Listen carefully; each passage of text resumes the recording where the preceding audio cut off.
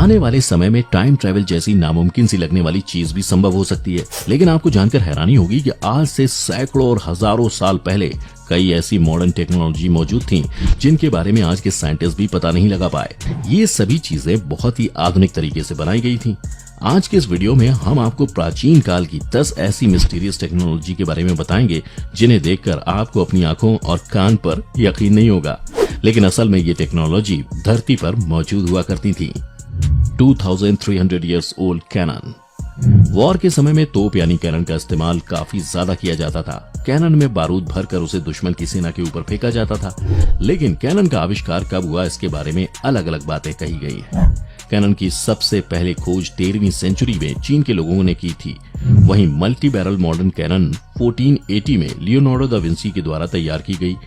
लेकिन एक बात है जो बहुत कम लोग जानते हैं, और वो ये है कि लियोनार्डो जिस डिजाइन और ब्लूप्रिंट पर काम कर रहे थे वो लगभग 2300 साल पुराना है। 2300 साल पहले ग्रीक में आर्किमिडीज टाइम पीरियड के दौरान पहली बार कैनन का आविष्कार किया गया था। उस समय लोगों के पास बारूद नहीं हुआ करता था। लोग पीतल के पाइप में पत्थर भरते थे और कैनन के बराबर में पानी का कंटेनर भरकर रखते थे। उस कंटेनर की भाप से बनने वाले दबाव से कैनन चलाई जाती थी। ग्रीक लोगों ने रोमन्स के खिलाफ लड़ाई में इस तरह की कैनन्स का इस्तेमाल किया था। हालांकि वे कैनन्स अब कहां हैं इसके बारे में कोई नहीं जानता।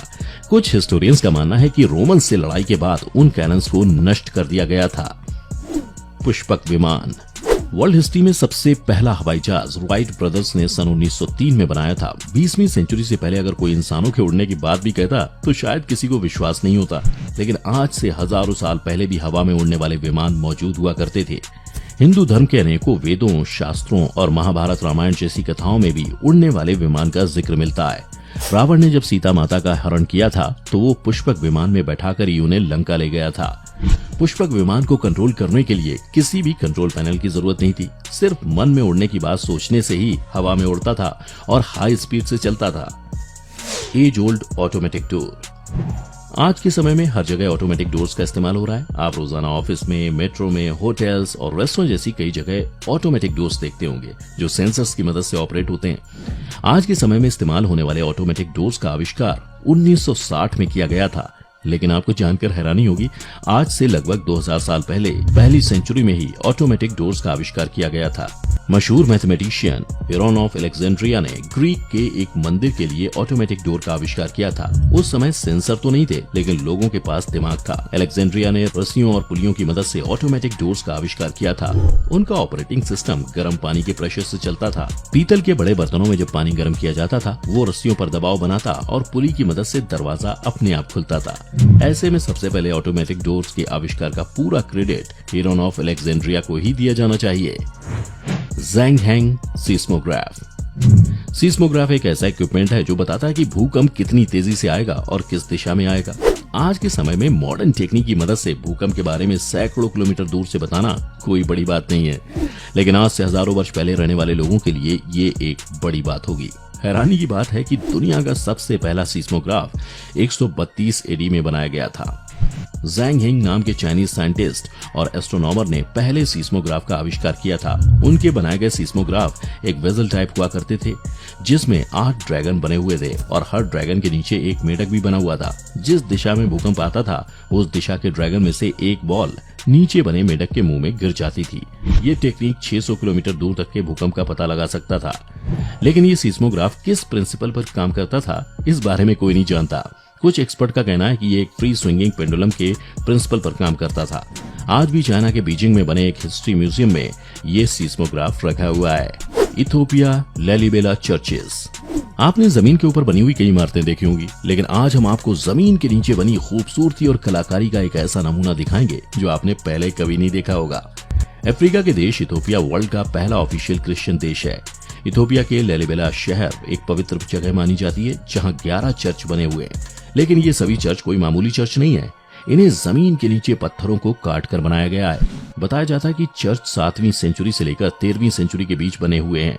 सैकड़ों साल पहले जमीन को तराश कर इस तरह के चर्च बनाना, और वो भी बिना किसी मॉडर्न इक्विपमेंट के, जो कि नामुमकिन सा नजर आता है। ये सभी 11 चर्च अंदर से एक दूसरे से जुड़े हुए हैं।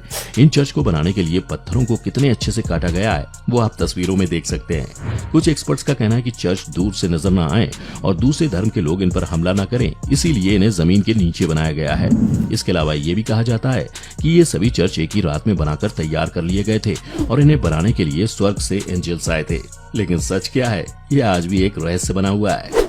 Mysterious symbols of Kazakhstan. आप में से बहुत से लोगों ने पेरू की नाज़का लाइन्स के बारे में तो सुना ही होगा। आपको जानकर हैरानी होगी कि ये उसी तरह की रहस्यमय स्ट्रक्चर कजाकिस्तान के रेगिस्तान में भी बनी हुई है और ये आकार में नाज़का लाइन्स से भी कई गुना बड़ी है। इन स्ट्रक्चर्स को पहली बार गूगल मैप की मदद से देखा गया था। हैरानी की बात यह है कि आपको पृथ्वी पर खड़े होकर ये लाइन्स नजर नहीं आएंगी। हवा में ऊपर की ओर से ही आपको ये डिजाइन दिखाई देंगे। यहाँ पर स्क्वायर, सर्कल्स और ऐसे सिंबल्स बने हुए हैं जिनका आकार 300 से लेकर 1400 फीट तक है और ये कुल 400 मील एरिया में फैले हुए हैं। साइंटिस्ट का मानना है कि ये डिजाइन 8000 साल पहले की हैं। अब सवाल ये है कि आखिर इतने सालों पहले इन डिजाइन को किस तरह बनाया गया होगा, क्योंकि ये सभी डिजाइन काफी परफेक्ट हैं और क्योंकि ये जमीन से दिखाई नहीं देते तो नजर रखने के लिए उस समय इंसानों ने इतनी ऊंचाई से ये कैसे देखा होगा। इससे भी बड़ा सवाल जो साइंटिस्ट को परेशान कर रहा है वो ये कि आखिर इन स्ट्रक्चर्स को बनाने के पीछे की वजह क्या है। शायद इस दुनिया में आज भी कई ऐसे सवाल हैं जिनका जवाब हमेशा के लिए एक रहस्य रहेगा। Greek fire. आप में से बहुत से लोगों ने गेम ऑफ थ्रोन्स की वाइल्ड फायर तो देखी होगी, लेकिन क्या आप जानते हैं कि ये वाइल्ड फायर बनाने की इंस्पिरेशन कहां से मिली? असल में इसे बाइजेंटाइन द्वारा इस्तेमाल की जाने वाली ग्रीक फायर से इंस्पायर होकर बनाया गया है। ग्रीक फायर एक बहुत ही पावरफुल हथियार था और ये आग फेंकने का काम करता था। इसे आप आग उगलने वाली मशीन भी कह सकते हैं। इसका इस्तेमाल 7वीं सेंचुरी के दौरान किया जाता था। खास तौर पर समुद्री जंगों में इसका इस्तेमाल किया जाता था। ये ग्रीक फायर कैसे काम करती थी इसके बारे में कोई नहीं जानता। इसको बनाने का तरीका पूरी तरह से सीक्रेट रखा गया था। खास बात यह थी कि इस आग को पानी की मदद से भी नहीं बुझाया जा सकता था।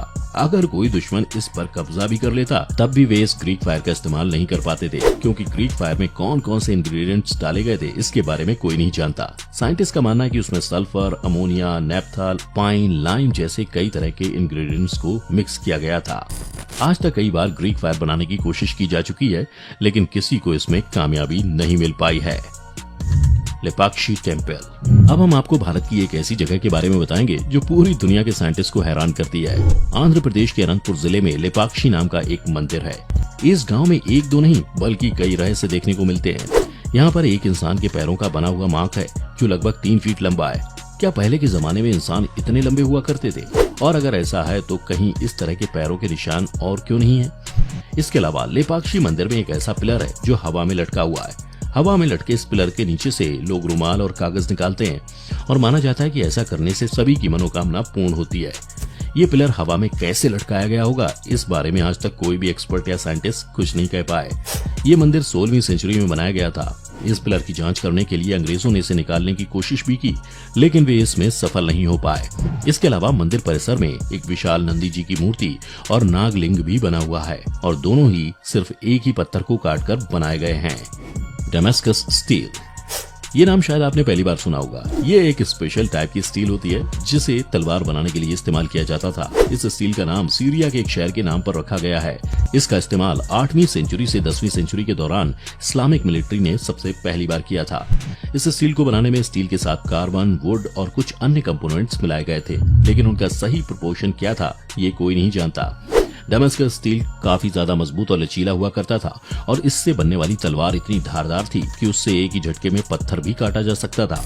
युद्ध में पहली बार डेमास्कस स्टील की तलवारों ने जो आतंक मचाया था उसे देखकर हर कोई हैरान हो गया था। आज स्पेन की यूनिवर्सिटी के साथ दुनिया के अलग अलग कोनों में डेमास्कस स्टील बनाने का दावा किया जा रहा है, लेकिन असली डेमास्कस स्टील बनाना आज के साइंटिस्ट के लिए बहुत मुश्किल है। Tunisia systems. आज की दुनिया में ऐसे कई देश हैं जहां प्रॉपर ड्रेनेज सिस्टम मौजूद नहीं है, लेकिन अफ्रीका का ट्यूनीशिया ऐसा देश है जहां आज से 2000 साल पहले भी ड्रेनेज सिस्टम हुआ करता था। शहर में सिस्टम्स ऑफ ला मेलगा नाम की एक जगह है जहां बड़े बड़े आकार के पाइप बने हुए हैं। इनमें एक एक पाइप की लंबाई लगभग 300 फीट है और ये कुल 100 किलोमीटर की दूरी तक फैले हैं।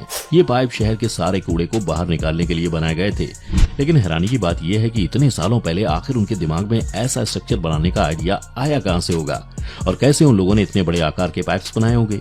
इन पाइप्स का इस्तेमाल बाद में लोगों द्वारा रहने के लिए किया गया था। इसके अलावा लोगों ने इन पाइप्स को खेती बाड़ी के लिए भी इस्तेमाल किया था।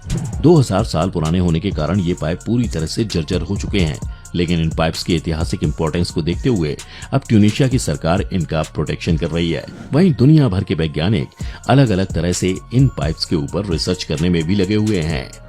तो दोस्तों, वीडियो में बस इतना ही। अगर आपको ये वीडियो अच्छी लगी हो तो इसे लाइक और शेयर करें, और वीडियो का कौन सा पार्ट आपको सबसे ज्यादा अच्छा लगा हमें कमेंट करके जरूर बताएं।